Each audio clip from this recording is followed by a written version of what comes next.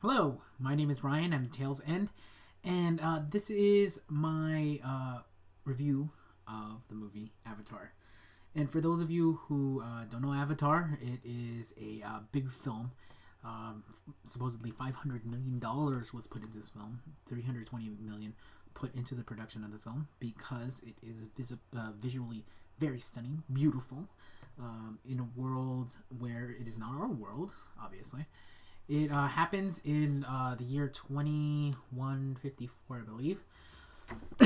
Very far into the future. And a guy who became crippled in the war, cannot walk, is brought to a planet by because his brother, who had a genetically altered clone thing of the people who live in the distant world, died, and so he has the genetic material that allows them to use that thing called an avatar, which is what the movie is named after.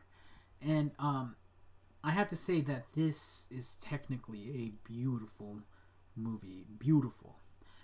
You have a home world inhabited by 10 feet tall blue creatures, humanoids, that is toxic to humans. And you have a company that is there trying to extract a valuable mineral. For those of you who don't get the allegory, it harkens back to 9/11 and the Bush administration trying to go after oil. In this case, the valuable resource is something called unobtainium. And I'm not giving away anything with it. I mean, if you've seen any of the reviews or any of the commercials, you know that these blue tall creatures inhabit a homeworld that is not human but is human, kind of looks the same, inhabited by trees that are about 1,000 feet tall, really tall trees, and by a group of basically something like aboriginals to the planet. Someone is, and in this case it's us, supposedly the government or the evil corporation is going after their minerals and their homeland world 6 light years away. With the stunning visuals and the beautiful acting jobs done by Sigourney Weaver, and I want to make sure that I read this person's name correctly.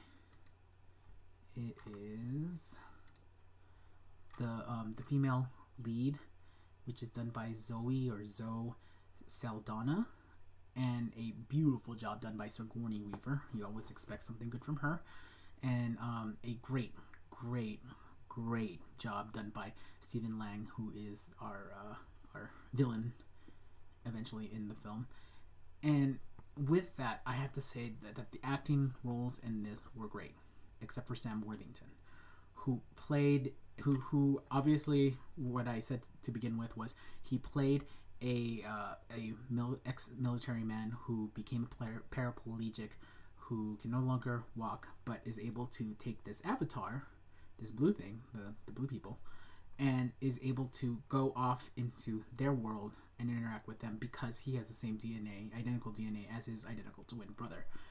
I have an identical twin, so I find this kind of funny because the differences between the brothers are striking, because one is a big muscly marine and the other is a research scientist, and I find that a convenient plot line. But the problem is that he could not act. My problem with the movie with Sam Worthington as the actor is that he only played the muscly marine guy, and that may be all right. However, it's just not. It just doesn't work for this film. You can't necessarily have one-dimensional character come at you and be the main character for the film. At the end, I suppose he becomes two-dimensional, but the ending reminded me of something like Starship Troopers, where yes, they're gonna win, but you don't know. There's too many things here that tear me, especially because it's such a beautiful technical film. This will give people who are fans of Michael Bay movies a thrill, because it's just so technically beautiful, great graphics, great animation, great rendering. But people who don't like Michael Bay films will find that the story is kind of predictable. It's something that reminds you of kind of like a Disney movie. Now, I'm not saying that the rendering and everything in there was not worth the $300 million, and I'm not saying that this is going to be a flop in the box office, because I'm pretty sure that I am in the minority in which I think the story is so weak that I can't accept this as a movie. I will, however, give this movie a C, because there's just so many things in here that are technically beautiful and technically wonderful that we can't ignore it. There's no way that you can ignore it. It's a sci-fi movie with sort of animated characters that look so real. If they weren't blue, you'd think they were real.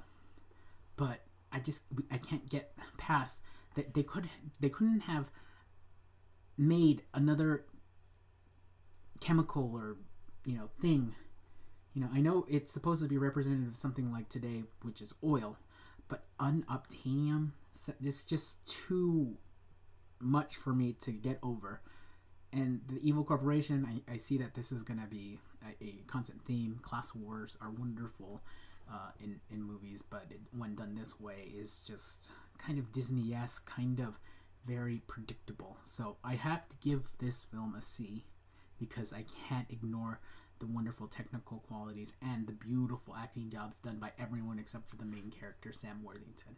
So with that, I'm sorry for the long review, but I need to get everything out, otherwise I would feel bad.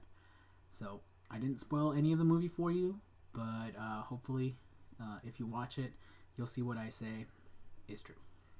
It's Ryan, The Tales End, from Los Angeles, California, signing off.